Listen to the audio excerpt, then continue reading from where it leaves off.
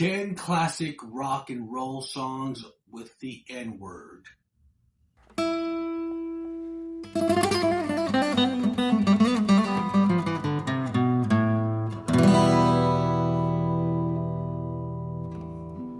Welcome everyone to another video of Vinyl Addict, and I am ranking 10 of the greatest rock and roll songs with the N-word.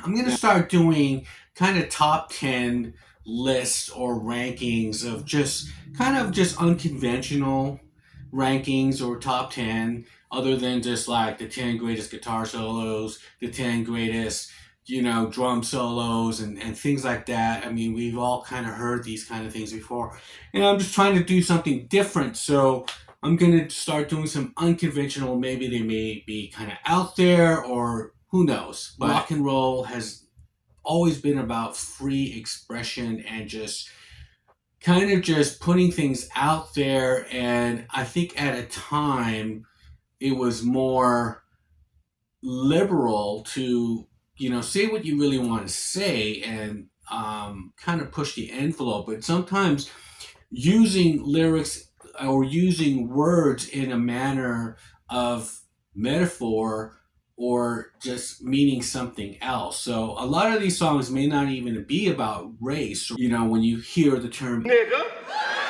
So these are just some great rock and roll songs, and some of them you may have heard, maybe some of them you may have not, but these artists are pretty much popular. A lot of them are popular, and you may be surprised, like, oh, I didn't know that they would put the N-word in one of their songs. But however, here we go.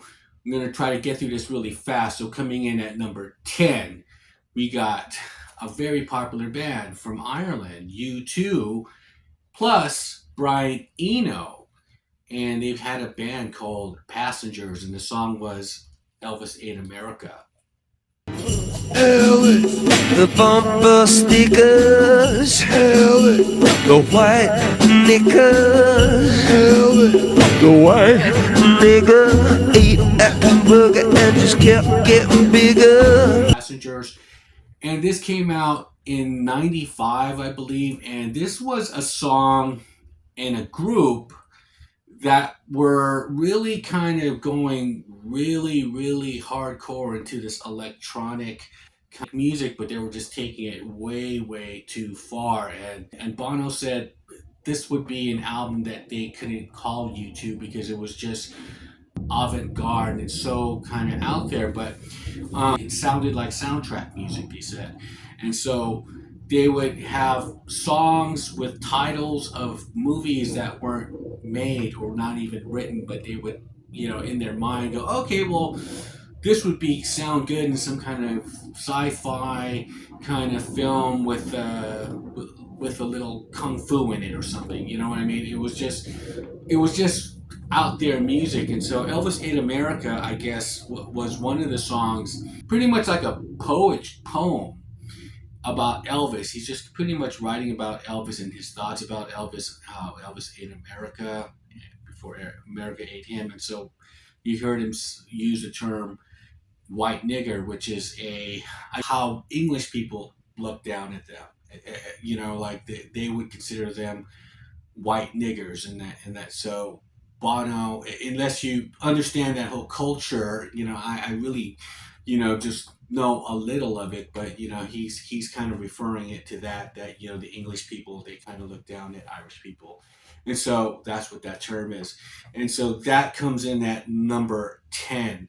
Now coming in at number 9 from Los Angeles, the band X, and Los Angeles. All the toys were out in black and the boys had two. She started to hit every nigger and Joe. Exene, John Doe, great band. One of the best albums ever, best rock albums ever is X from Los Angeles. Okay, so now coming in at number 8, we're going back across the Atlantic. We're going back across the Atlantic for Queen. And the album is Queen 2, And this is like a prog rock album pretty much, but the song is called The March of the Black Queen. And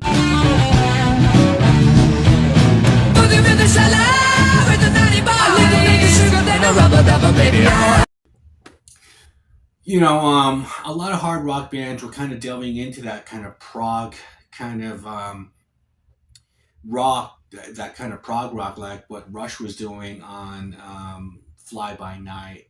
Very complicated kind of time signature, time changes, and concepts and this and that. And so Queen was doing that, and he drops the N word, and it's really fast, but it's very metaphoric, and it's just I don't get it, and it's just a very colorful lyric, and but he just uses the N word on that one, and that was just a great band like Queen even went there. That's what I'm saying. It's like some people go, oh wow, I didn't think that Queen would use that word, but you know what? It's just used in a way with you know.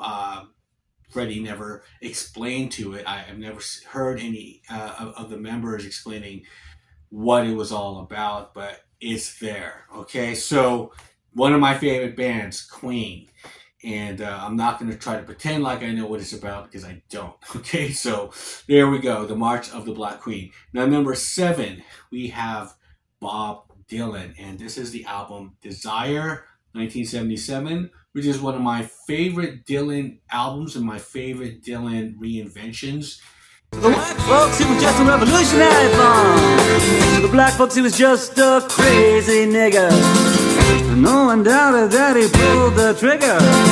And Hurricane is a song about a boxer. It's a famous boxer, and he was Hurricane was his name, and he was charged for a crime that he was innocent. Is pretty much the story, and Bob Dylan pretty much was intrigued by the story and wrote this song about him and met up with him a lot of times. And it's a great track. I first heard it from the film Dazed and Confused. It was a 90s movie, and it had Matthew McConaughey, and it's set like in the 70s. And it's one whole day. It's the last day of school, and they're just a bunch of kids hanging out, and this song is played in the arcade. Here comes the story of the hurricane.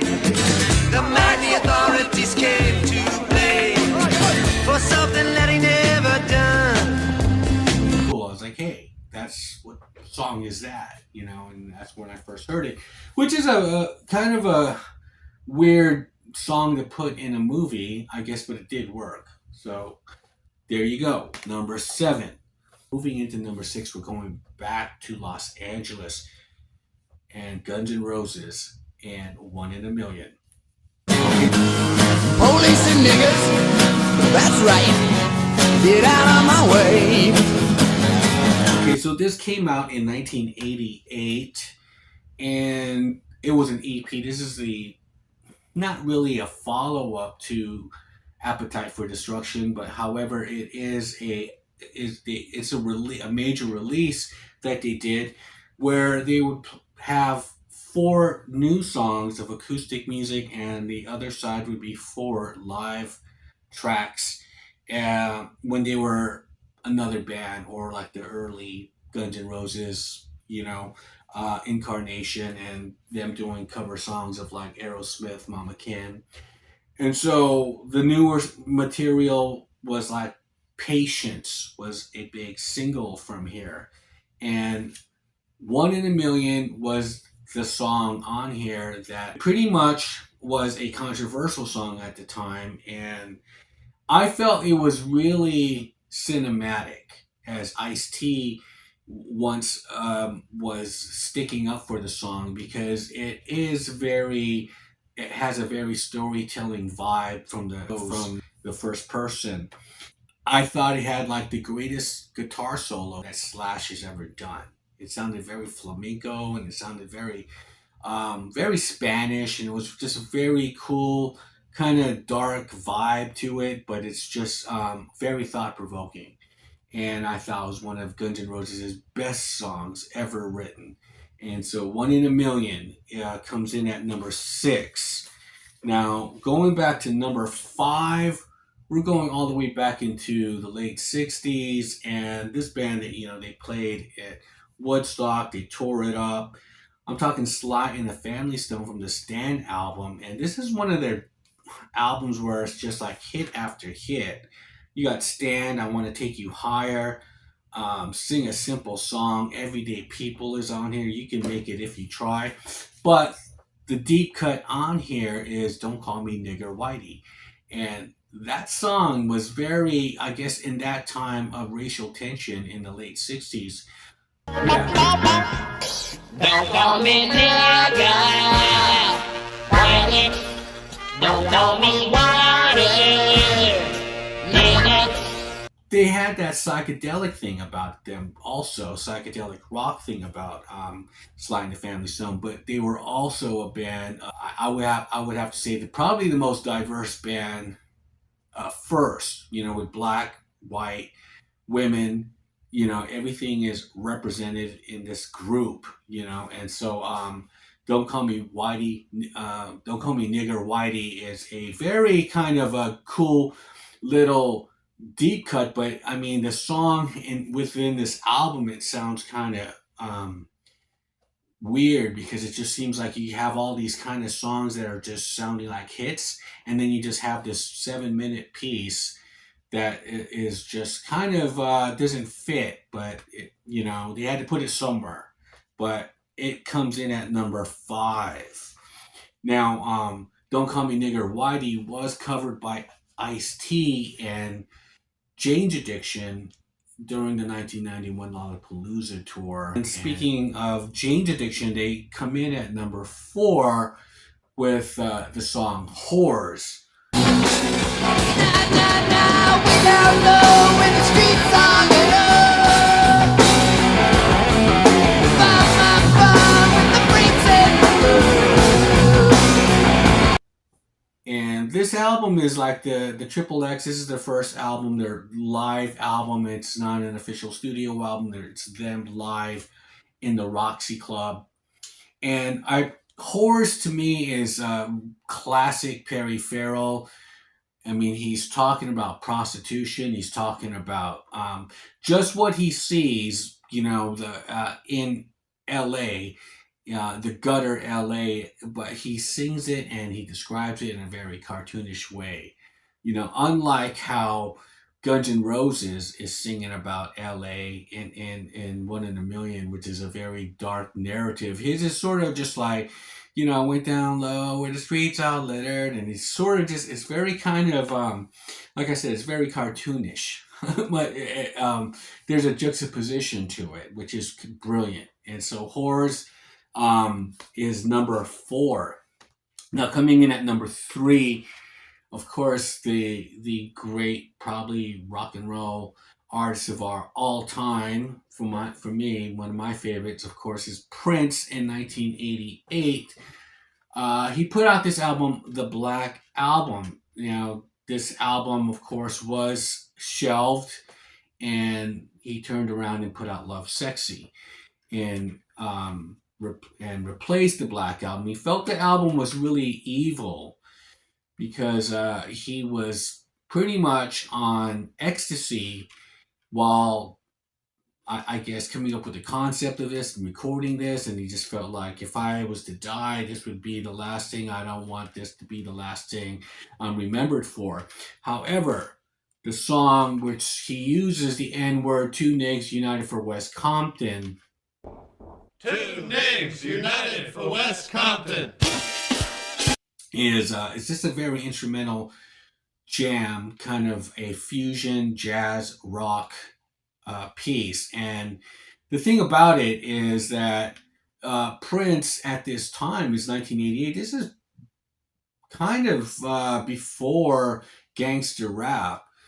If anything, I think Ice-T had some albums out, but he wasn't really well known in the mainstream. And so he's kind of speaking about these kind of issues that it wasn't brought to the forefront like gangster rap would later on.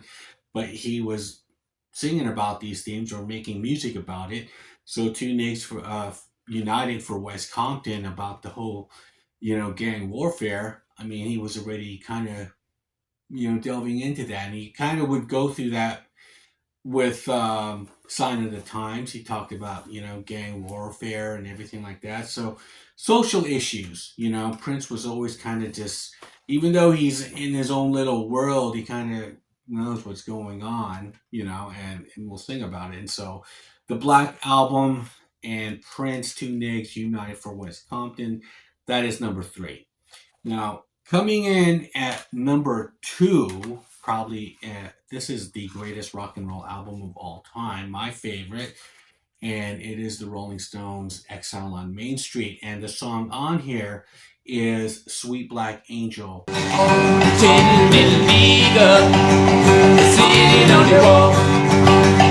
The song is written for Angela Davis, who was an activist, Black Panther, and everything. And so, 1972, there was a lot of Black nationalism, and Huey Newton, and they're from the Bay Area, and so they were kind of like writing about things like that. The Stones were always kind of like uh, around this time. They're not overtly political, because I mean, if you listen to the song, it's just until I found out what it was about and who it was about, then I'm like, oh, okay. So they're just kind of taking. I mean, even if you listen to this song today, it doesn't. It seems like it's relevant of what's going on now, because it's written so metaphorically that, I mean, it's open for interpretation pretty much, and it's timeless.